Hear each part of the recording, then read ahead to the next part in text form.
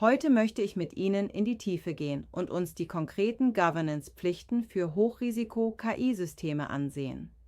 Dieses Modul ist wahrscheinlich das anspruchsvollste und umfangreichste Modul unseres gesamten Trainings. Aber es ist auch eines der wichtigsten für die meisten von Ihnen. Denn wenn Sie Hochrisiko-KI-Systeme entwickeln, anbieten oder einsetzen, dann sind genau diese Anforderungen, über die wir jetzt sprechen werden, die Grundlage Ihrer Compliance. Und bedenken Sie bitte, dass die Grenze zwischen Anbieter und Betreiber angesichts der aktuellen Entwicklungen im Bereich AI-Regulatorik häufig nicht mehr klar zu ziehen ist. Das kann sehr leicht beim Einsatz von GPAI, also General Purpose AI-Systemen, geschehen. Daher sollten Sie die folgenden Ausführungen auch in dem Fall aufmerksam verfolgen, wenn Sie sich nur in der Rolle des Betreibers sehen. Was macht ein System zum Hochrisikosystem? Bevor wir in die Details der regulatorischen Governance-Pflichten einsteigen, lassen Sie mich noch einmal kurz rekapitulieren, wann ein KI-System überhaupt als Hochrisikosystem gilt. Das ist wichtig, denn nur dann greifen all die regulatorischen Anforderungen, über die wir gleich sprechen werden, auch zwingend aus Sicht der Behörden. Ein KI-System gilt als Hochrisikosystem, wenn es entweder eine Sicherheitskomponente eines Produkts ist, das unter bestimmte EU-Produktsicherheitsvorschriften fällt, oder wenn es einen der Anwendungsfälle betrifft, die in Anhang 3 des AI Acts aufgeführt sind. Diese Anwendungsfälle umfassen zum Beispiel KI-Systeme für Biometrie, für Personalrekrutierung, für Kreditwürdigkeitsprüfungen oder für den Zugang zu Bildungseinrichtungen. Sie sehen hier noch einmal die Beispiele, die wir schon besprochen haben. Wenn Sie sich nicht sicher sind, ob Ihr System als Hochrisikosystem gilt, gibt es eine wichtige Ausnahme in Artikel 6 Absatz 3 des AI Acts. Dann könnten Sie als Anbieter eine Risikobewertung durchführen und dokumentieren, dass Ihr System trotz der Zugehörigkeit zu einem Hochrisikoanwendungsfall kein signifikantes Risiko für Gesundheit, Sicherheit oder Grundrechte darstellt. Aber Vorsicht, diese Ausnahme ist eng gefasst und bei einigen Systemen sogar komplett ausgeschlossen. Der umfassende Governance-Rahmen. Kommen wir nun zum Kern des Themas. Der AI Act etabliert für Hochrisikosysteme einen sehr umfassenden Governance-Rahmen. Dieser Rahmen zieht sich durch den gesamten Lebenszyklus des KI-Systems, von der Entwicklung über das Inverkehrbringen bis hin zur Nutzung und sogar der Stilllegung. Die zentrale Philosophie hinter diesen Anforderungen ist, dass Hochrisiko-KI-Systeme nicht einfach nur technisch funktionieren müssen. Sie müssen auch sicher sein, sie müssen fair sein, sie müssen transparent sein und sie müssen unter menschlicher Aufsicht stehen. Der AI Act möchte sicherstellen, dass diese Systeme die Grundrechte der betroffenen Personen respektieren. Das Risikomanagementsystem. Lassen Sie mich mit der wichtigsten Anforderung beginnen, dem Risikomanagementsystem nach Artikel 9 des AI Acts. Dies ist das Herzstück Ihrer Compliance. Der AI Act verlangt von Ihnen als Anbieter, dass Sie ein kontinuierliches, iteratives Risikomanagementsystem etablieren. Was bedeutet das praktisch? Es bedeutet, dass Sie nicht nur einmal zu Beginn eine Risikobewertung machen und dann denken, Sie wären fertig. Nein, das Risikomanagement muss während des gesamten Lebenszyklus des Systems aktiv bleiben. Sie müssen zunächst alle bekannten und vernünftigerweise vorhersehbaren Risiken für Gesundheit, Sicherheit und Grundrechte identifizieren. Das umfasst sowohl Risiken, die bei bestimmungsgemäßer Verwendung auftreten können, als auch Risiken bei vernünftigerweise vorhersehbarer Fehlanwendung. Denken Sie hier an Beispiele wie: Was passiert, wenn ein Recruiter das KI-System falsch bedient? Was passiert, wenn jemand versucht, das System zu manipulieren? Nach der Identifikation müssen Sie die Risiken bewerten und dokumentieren. Und dann, und das ist entscheidend, müssen Sie geeignete Risikominderungsmaßnahmen implementieren. Der AI Act sagt klar, dass die Risiken auf ein akzeptables Niveau reduziert werden müssen. Was akzeptabel ist, hängt vom Kontext ab. Bei einem KI-System, das über Kreditanträge entscheidet, werden Sie strengere Maßstäbe anlegen müssen als bei einem System, das lediglich Restaurantempfehlungen gibt. Wichtig ist auch, Sie müssen Informationen aus der Marktüberwachung nach dem Inverkehr bringen, in Ihr Risikomanagement zurückfließen lassen. Wenn Sie also feststellen, dass Ihr System in der Praxis Probleme verursacht, müssen Sie Ihr Risikomanagement entsprechend anpassen. Datengovernance und Datenqualität. Kommen wir nun zu einem Thema, das für KI-Systeme absolut grundlegend ist: die Trainingsdaten.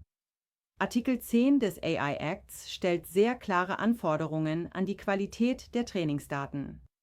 Der AI Act verlangt, dass die Trainingsdaten relevant sein müssen. Das heißt, sie müssen tatsächlich geeignet sein für den Zweck, für den Sie das System trainieren. Wenn Sie ein System für die Kreditwürdigkeitsprüfung trainieren, dann müssen die Daten auch tatsächlich Rückschlüsse auf Kreditwürdigkeit zulassen. Die Daten müssen repräsentativ sein. Das ist ein ganz zentraler Punkt. Wenn Ihr System später in ganz Europa eingesetzt werden soll, dann müssen die Trainingsdaten auch die Vielfalt der europäischen Bevölkerung widerspiegeln. Ein System, das nur mit Daten aus einem einzigen Land trainiert wurde, wird in anderen Ländern möglicherweise diskriminierend wirken. Die Daten müssen, so weit wie möglich, fehlerfrei und vollständig sein. Natürlich gibt es keine perfekten Datensätze. Aber Sie müssen Maßnahmen ergreifen, um Fehler und Lücken zu identifizieren und zu minimieren. Ein besonders wichtiger Punkt ist die Vermeidung von Bias. Der AI Act verlangt ausdrücklich, dass Sie geeignete Maßnahmen ergreifen, um mögliche Verzerrungen zu erkennen, zu verhindern und zu mindern. Und hier gibt es eine interessante Regelung. Sie dürfen unter bestimmten Bedingungen auch besondere Kategorien personenbezogener Daten verarbeiten, also zum Beispiel Daten über ethnische Herkunft oder Gesundheit, wenn dies notwendig ist, um Bias zu erkennen und zu beseitigen. Das ist eine Ausnahme von der DSGVO, die der AI Act hier explizit vorsieht. Lassen Sie mich hier eine praktische Empfehlung geben. Dokumentieren Sie Ihre Daten-Governance-Prozesse sehr genau. Bei Audits wird das eine der ersten Fragen sein. Woher kommen Ihre Trainingsdaten? Wie haben Sie deren Qualität sichergestellt? Wie haben Sie Bias-Tests durchgeführt? Gehen wir noch einmal auf die technische Dokumentation nach Artikel 11 des AI Acts ein. Sie müssen in der Rolle als Anbieter eine umfassende technische Dokumentation erstellen und auf dem aktuellen Stand halten. Diese Dokumentation muss den Behörden auf Anfrage zeitnah aktuell zur Verfügung gestellt werden können. Und sie ist die Grundlage für die Konformitätsbewertung, über die wir gleich noch sprechen werden. Was muss in dieser Dokumentation enthalten sein? Der AI Act gibt in Anhang 4 eine sehr detaillierte Liste vor. Sie müssen mindestens Folgendes dokumentieren: die allgemeine Beschreibung des KI-Systems, wie das System entwickelt wurde, welche Daten Sie verwendet haben, wie Sie das System getestet und validiert haben, welche Risiken Sie identifiziert haben und wie Sie diese mindern, welche Maßnahmen zur menschlichen Aufsicht vorgesehen sind und vieles mehr. Wie viel Aufwand bedeutet das praktisch? Die technische Dokumentation ist kein Dokument, das Sie mal an einem Nachmittag zusammenschreiben. Rechnen Sie je nach Komplexität Ihres Systems mit mehreren Wochen oder sogar Monaten Arbeit. Sie werden Input von verschiedenen Teams brauchen, von den Entwicklern, von den Data Scientists, vom Compliance-Team, vom Rechtsbereich. Mein Tipp: beginnen Sie frühzeitig mit der Dokumentation. Idealerweise dokumentieren Sie parallel zur Entwicklung. Wenn Sie versuchen, das nachträglich zu machen, wird es deutlich aufwendiger und Sie werden feststellen, dass wichtige Informationen nicht mehr verfügbar sind. Logging und Aufzeichnungspflichten. Artikel 12 des AI Acts verlangt von Ihnen, dass das Hochrisiko-KI-System bestimmte Ereignisse automatisch aufzeichnet, in den sogenannten Logs. Diese Logs sind im Prinzip technische Protokolle, wie bei einem Fahrtenschreiber, und müssen es ermöglichen, die Funktionsweise des Systems nachzuvollziehen. Sie müssen es insbesondere ermöglichen, Situationen zu identifizieren, in denen das System ein Risiko für Gesundheit, Sicherheit oder Grundrechte darstellen könnte. Die Logs müssen für die gesamte Lebensdauer des Systems aufbewahrt werden, mindestens aber für 6 Monate. Je nach Anwendungsfall und Rechtslage können auch längere Aufbewahrungsfristen gelten, sogar über das Ende des KI-Systems hinaus. Was muss geloggt werden? Das hängt vom System ab. Bei einem biometrischen Identifikationssystem werden Sie deutlich mehr protokollieren lassen müssen als bei einem einfacheren System. Aber grundsätzlich sollten Sie aufzeichnen, wann das System genutzt wurde, welche Eingabedaten verwendet wurden, welche Ausgaben das System produziert hat und relevante Betriebsparameter. Hier gibt es einen wichtigen Zusammenhang zur EU-DSGVO. Die Logs können personenbezogene Daten enthalten. Sie müssen also sicherstellen, dass Sie eine Rechtsgrundlage für diese Verarbeitung haben und dass Sie die Daten angemessen schützen. Transparenz und Gebrauchsanleitung. Artikel 13 des AI Acts verlangt, dass Sie als Anbieter umfassende Informationen und Anweisungen zur Verfügung stellen. Sie müssen dem Betreiber des Systems, also demjenigen, der es tatsächlich einsetzt, präzise Informationen geben. Diese Informationen müssen verständlich sein und Sie müssen es dem Betreiber ermöglichen, das System korrekt und sicher zu nutzen. Was muss in diese Gebrauchsanleitung rein? Sie müssen beschreiben, was das System kann und was es nicht kann, also seine Fähigkeiten und Grenzen. Sie müssen angeben, welche Genauigkeit, Robustheit und Cybersecurity-Eigenschaften das System hat. Sie müssen erklären, für welche Zwecke das System bestimmt ist und unter welchen Bedingungen es eingesetzt werden soll. Sie müssen Informationen über die menschliche Aufsicht geben. Und Sie müssen angeben, welche Hardware- und Softwareanforderungen bestehen. Hier noch ein wichtiger Aspekt.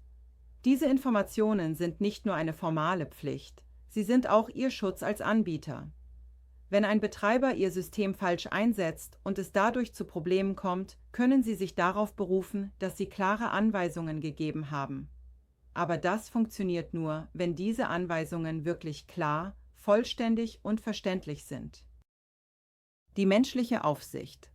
Ein absolut zentraler Punkt im AI Act ist die Anforderung der menschlichen Aufsicht nach Artikel 14. Der AI Act verlangt, dass Hochrisiko-KI-Systeme so konzipiert und entwickelt werden, dass sie während ihrer Nutzung effektiv von natürlichen Personen beaufsichtigt werden können. Das bedeutet in der Praxis, ein sachverständiger Mensch muss in der Lage sein, zu verstehen, was das System tut und bei Bedarf eingreifen können. Die menschliche Aufsicht muss durch geeignete technische Maßnahmen ermöglicht werden.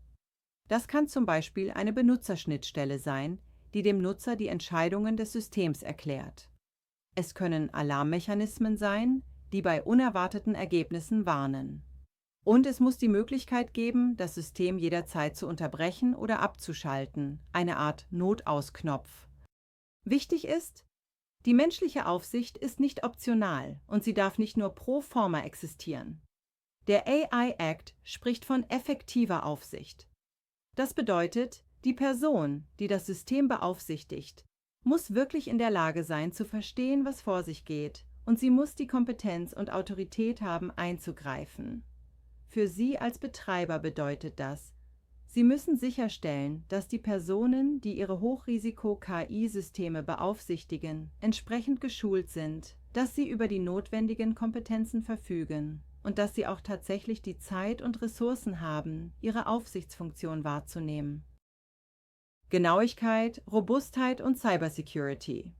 Artikel 15 des AI Acts verlangt, dass Hochrisiko-KI-Systeme ein angemessenes Niveau an Genauigkeit, Robustheit und Cybersecurity erreichen. Lassen Sie mich das aufschlüsseln. Genauigkeit bedeutet, dass das System die Ergebnisse liefert, für die es bestimmt ist. Wenn Sie ein System zur Kreditwürdigkeitsbewertung haben, dann sollte es tatsächlich die Kreditwürdigkeit vorhersagen können, nicht irgendetwas anderes.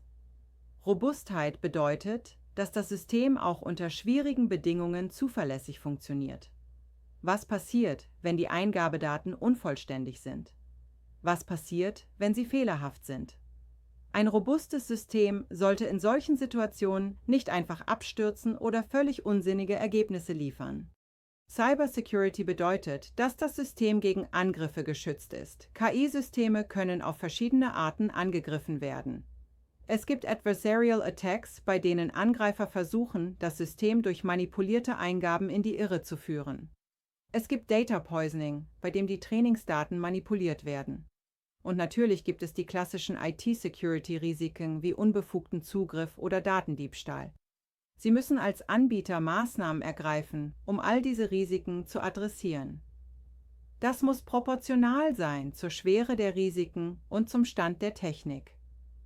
Sie müssen nicht die absolut teuersten Sicherheitsmaßnahmen implementieren, aber Sie müssen das tun, was nach aktuellem Stand der Technik angemessen und erforderlich ist.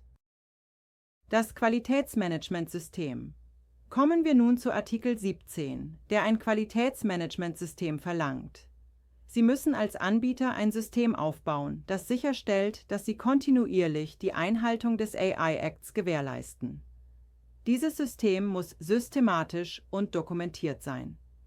Das Qualitätsmanagementsystem muss mehrere Elemente umfassen. Es muss eine Strategie für die Einhaltung regulatorischer Anforderungen geben. Es muss Verfahren für das Design, die Entwicklung und das Testen von KI-Systemen geben. Es muss Verfahren für die Qualitätskontrolle geben. Es muss Verfahren für die Marktüberwachung nach dem Inverkehrbringen geben. Und es muss ein System für das Reporting und die Dokumentation von Vorfällen geben. Wenn Sie bereits ein Qualitätsmanagementsystem haben, zum Beispiel nach ISO 19001 oder nach ISO 42001, dann ist das ein kleiner Vorteil und geeigneter Ausgangspunkt. Aber Sie müssen es wahrscheinlich deutlich erweitern, um alle spezifischen zusätzlichen Anforderungen des AI Acts abzudecken. Hier ein praktischer Tipp. Viele Unternehmen haben bereits verschiedene Compliance-Management-Systeme, zum Beispiel für Risikomanagement, für Datenschutz, für Informationssicherheit, vielleicht auch für andere Regulierungen. Versuchen Sie, Synergien zu nutzen. Ein integriertes Compliance-Management-System ist effizienter als viele parallel laufende Systeme. Konformitätsbewertung und CE-Kennzeichnung. Bevor Sie ein Hochrisiko-KI-System in Verkehr bringen, müssen Sie nach Artikel 43 eine Konformitätsbewertung durchführen. Bei den meisten Hochrisiko-KI-Systemen können Sie diese Bewertung selbst durchführen. Das nennt sich interne Kontrolle. Sie prüfen, ob Ihr System alle Anforderungen des AI Acts erfüllt und Sie dokumentieren das Ergebnis. Auf dieser Basis stellen Sie dann eine EU-Konformitätserklärung aus und bringen die CE-Kennzeichnung an. Es gibt aber auch Fälle, in denen Sie eine externe Konformitätsbewertung durch eine notifizierte Stelle brauchen.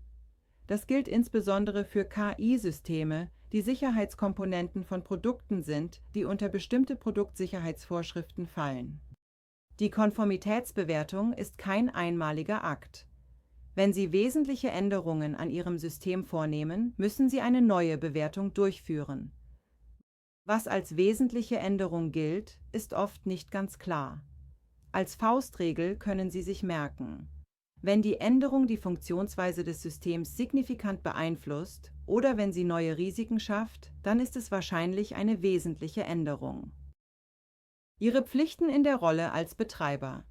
Bisher haben wir zwar hauptsächlich über die Pflichten der Anbieter gesprochen, aber auch die Betreiber, also diejenigen, die ein Hochrisiko-KI-System nur nutzen, haben Pflichten nach Artikel 26 des AI Acts.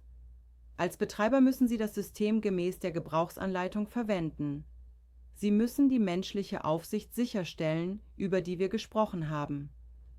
Sie müssen, soweit Sie Kontrolle über die Eingabedaten haben, sicherstellen, dass diese relevant und repräsentativ sind.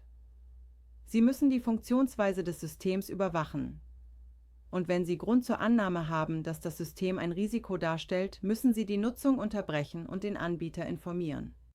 In bestimmten Fällen müssen Sie auch ein Fundamental Rights Impact Assessment durchführen. Das betrifft vor allem öffentliche Stellen und Betreiber, die öffentliche Dienstleistungen erbringen. Über diese Assessments werden wir in einem der nächsten Module noch ausführlicher sprechen. Wichtig ist auch, Sie müssen potenziell Betroffene informieren, bevor Sie ein Hochrisiko-KI-System einsetzen. Wenn Sie zum Beispiel ein KI-System in der Personalrekrutierung nutzen, müssen Sie die Bewerber darüber informieren, dass ihre Daten durch ein KI-System verarbeitet werden. Bedenken Sie auch Folgendes: Die Grenze zwischen der Rolle als Anbieter und der Rolle als Betreiber ist unter Umständen fließend, insbesondere bei Nutzung von GP-AI-Systemen. Je mehr Sie anpassen oder ergänzen, desto eher sind Sie in der Rolle des Anbieters und haben dessen Pflichten übernommen. Zusammenfassung und praktische Hinweise. Lassen Sie mich zusammenfassen, was wir in diesem Modul besprochen haben. Die Governance-Anforderungen für Hochrisiko-KI-Systeme sind umfassend und sie ziehen sich durch den gesamten Lebenszyklus des Systems. Sie brauchen ein Risikomanagementsystem. Sie müssen die Qualität Ihrer Daten sicherstellen. Sie müssen eine umfassende technische Dokumentation erstellen. Sie müssen Logging implementieren. Sie müssen transparente Informationen zur Verfügung stellen. Sie müssen menschliche Aufsicht ermöglichen. Sie müssen Genauigkeit, Robustheit und Cybersecurity sicherstellen. Sie brauchen ein Qualitätsmanagementsystem. Und Sie müssen eine Konformitätsbewertung durchführen. Aber lassen Sie mich Ihnen auch ein paar praktische Hinweise geben, die Ihnen helfen können. Erstens, beginnen Sie früh. Derartige Kontrollsysteme kann man nicht in ein paar Wochen aufbauen. Planen Sie realistisch mindestens 6 bis 12 Monate ein. Zweitens, nutzen Sie bestehende Frameworks modular. Wenn Sie bereits ISO-Zertifizierungen haben, wenn Sie bereits ein ISMS haben, wenn Sie bereits DSGVO-Compliance-Strukturen haben, dann nutzen Sie die etablierten erprobten Module und bauen diese im Future Mode of Operations ein, bzw. bauen darauf auf. Drittens, holen Sie sich Unterstützung. Die wenigsten Unternehmen haben intern alle notwendigen Kompetenzen. Externe Berater, spezialisierte Rechtsanwälte, technische Experten können hier sehr hilfreich sein. Viertens, dokumentieren Sie alles. Der AI Act ist sehr dokumentationslastig. Wenn Sie etwas getan haben, aber es nicht dokumentiert haben, dann gilt es aus Sicht der Aufsichtsbehörden oft als nicht getan. Und fünftens, sehen Sie Compliance nicht nur als regulatorische Last. Ein gut implementiertes Governance-System macht Ihre KI-Systeme tatsächlich besser, sicherer und vertrauenswürdiger. Das ist nicht nur gut für die Compliance, sondern auch gut für Ihre Reputation und damit fürs Geschäft. Was kann man zusätzlich auf Basis freiwilliger Best Practices im Bereich KI-Governance machen? Erstens, einen proaktiven Ansatz verfolgen. Organisationen sollten kontinuierlich lernen und sich an die sich entwickelnde KI-Landschaft anpassen. Dazu gehört die Förderung einer Kultur des proaktiven Risikomanagements und des ethischen Einsatzes von künstlicher Intelligenz. Indem Organisationen technologischen Fortschritten und potenziellen Risiken stets einen Schritt voraus sind, können sie die Komplexität der KI-Integration besser bewältigen. Zweitens, KI in bestehende Rahmenwerke integrieren. KI-Aspekte sollten in bestehende Organisationsstrukturen, wie zum Beispiel ESG-Rahmenwerke, EU-Regulatorik in Bezug auf digitale Resiliences und weiteren integriert werden. Dadurch wird sichergestellt, dass der KI-Einsatz mit den übergeordneten Organisations- und Governance-Zielen übereinstimmt. Ergänzend sollten spezifische KI-Rahmenwerke implementiert werden, um KI-spezifische Probleme zu adressieren und Lücken zu schließen.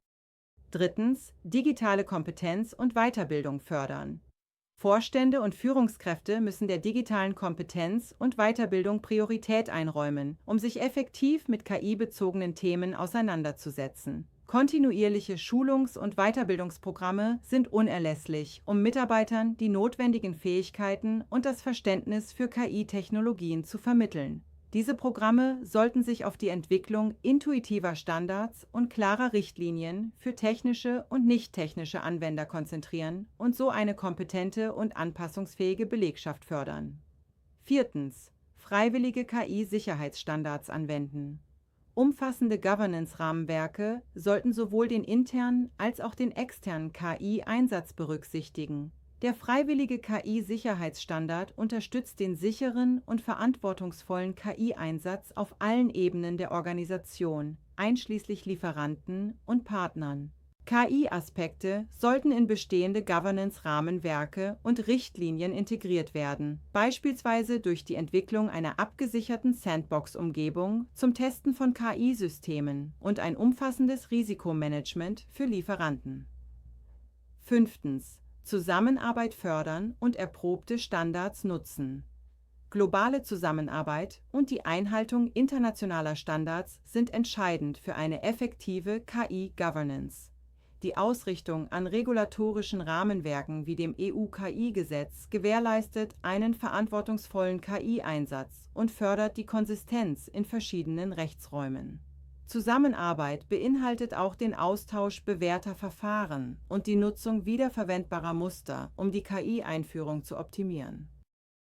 Im nächsten Modul werden wir uns dann ein sehr spezifisches, aber wichtiges Instrument ansehen: das Fundamental Rights Impact Assessment.